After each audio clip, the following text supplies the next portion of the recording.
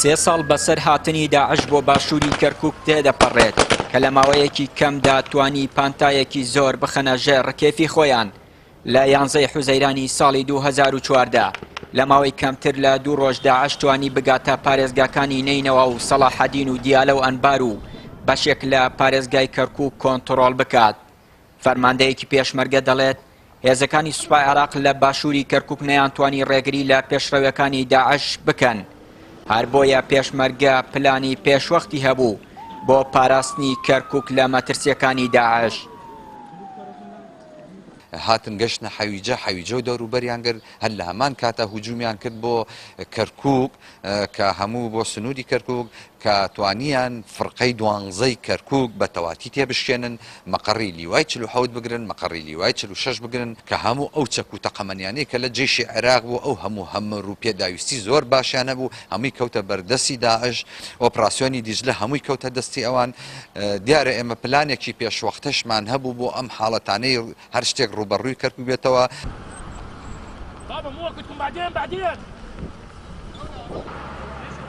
داعش لە ماوەیەکی کەمدا پێشڕەوێکی فراوانی ئەنجامدا و توانی سەرجەم بربەستەکانی فێرقەی 12 سوپای عێراقی لە باشووری کەرکووک تێک بشکێنێ. بەڕێوەبەری پۆلیسی قەزا و ناحەکانی کەرکووک بە پەیامی وت داعش بە ژمارەیەک چەکداری کەمەوە هاتن بەرەو حەویجە، بەڵام پاڵپشتی گروپە چەکدارەکانی تری ناوچەکە و بەشێک لە هاوڵاتیانی حەویجە وای کرد بەو جۆرە ئەو سنوورە کۆنتڕۆڵ بکەن. توانم بڵم ژمارەیەکی کەم چەکداری داعش کە لە سنووری مووسڵەوە بەرەو حەویجە هاتن.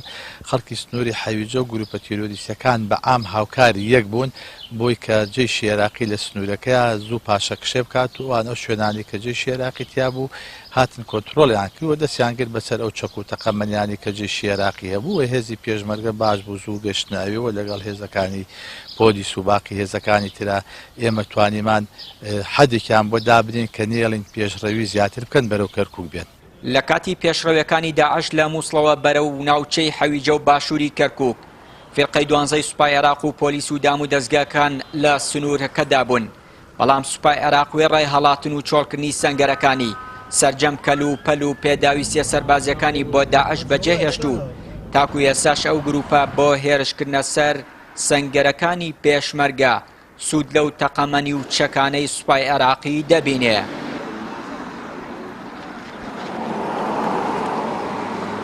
سێ ساڵ بەر لە ئێستا هێزەکانی سوپای عێراقی نەیانتوانی لە باشووری کەرکووک بەر بە هێرشەکانی داعش بگرێن. هەر بۆیە بە زوویی پێشمەرگە سەنگەر سازی کرد و ڕێگەی نەدا داعش دەستی بگات بە کەرکووک و هاوشێوەی شارەکانی مووس و سەلاحەدین کارەسات لەم پارێزگایەش دروست بکات.